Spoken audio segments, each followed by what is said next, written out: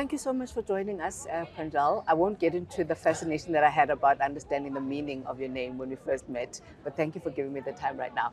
So you have quite a list of accolades to your name, so I can't introduce you. I feel I don't want to introduce you just from one facet. Just introduce yourself as Prajal.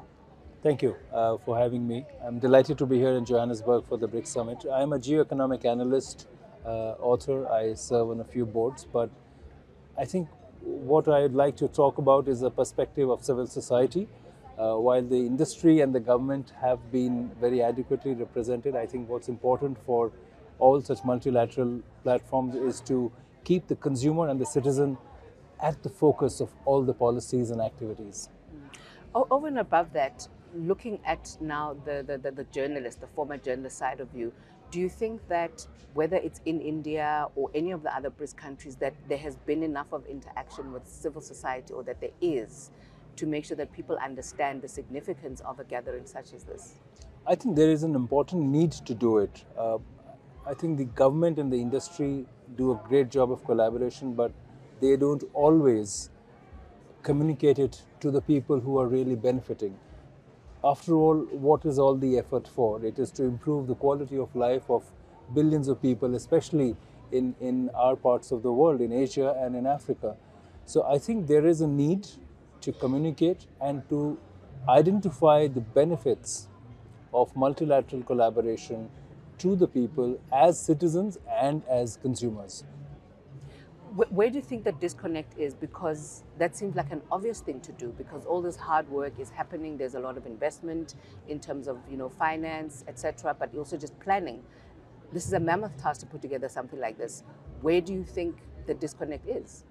I think the disconnect is reducing. There is a lot of effort now to take the decisions to the public. Concepts of public diplomacy have become very important.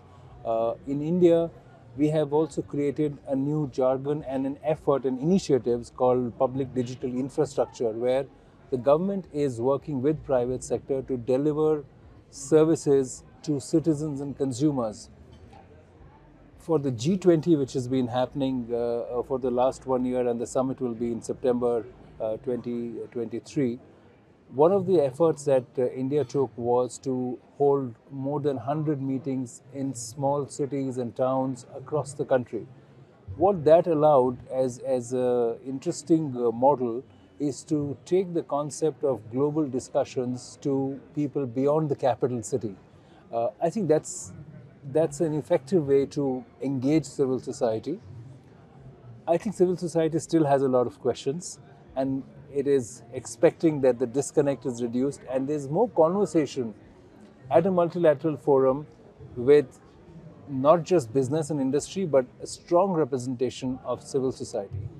And I like that example that you gave, and it's also comforting because in South Africa there is quite a lot of conversations and collaborations that are happening, your public-private partnerships, but also government going to and working with NGOs, for instance, in terms of representing civil society.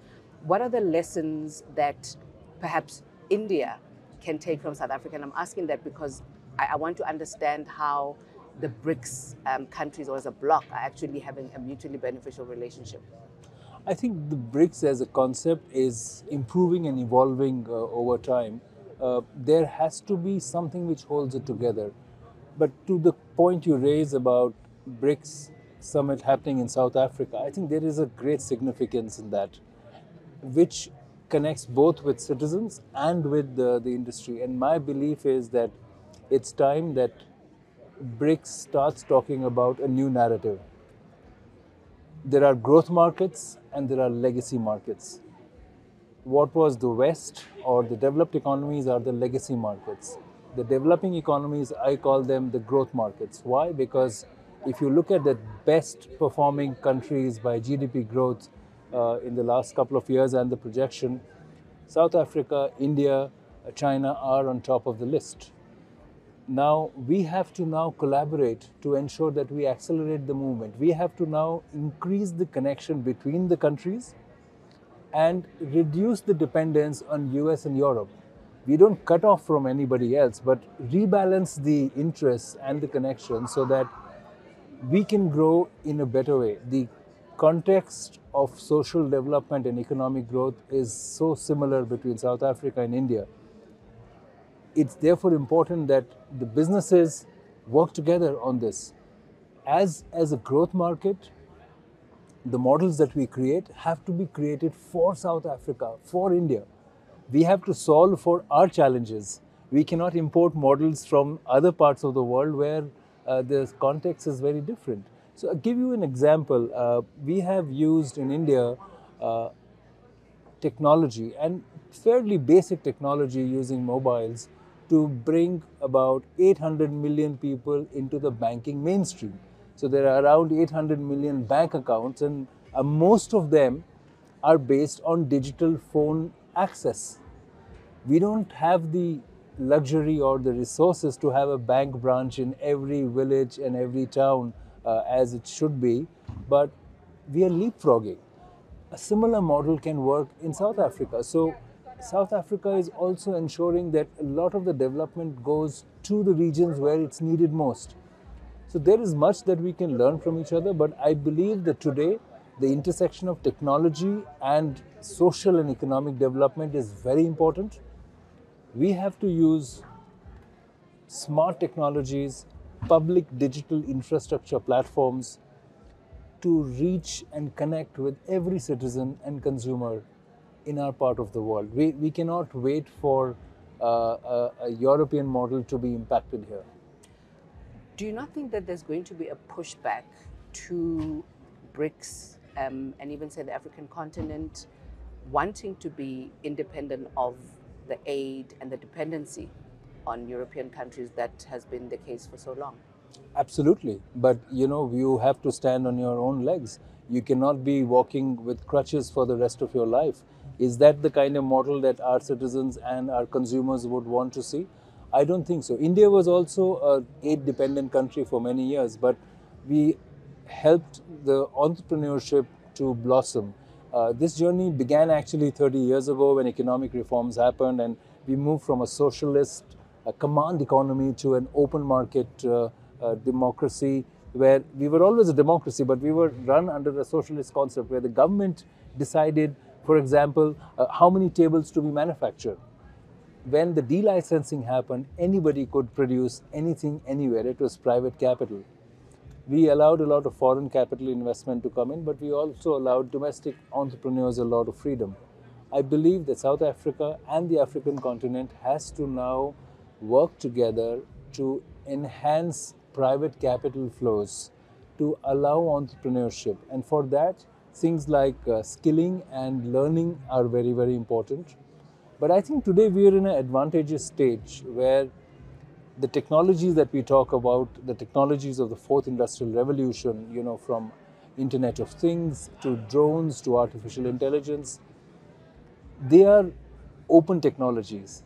They are not controlled by any one organization. It used to be the case that we would look at Europe and US for technology transfer, sell us a machine, sell us the capacity to perhaps manufacture a simple product like glass. But today, the new technologies allow you to do things on your own.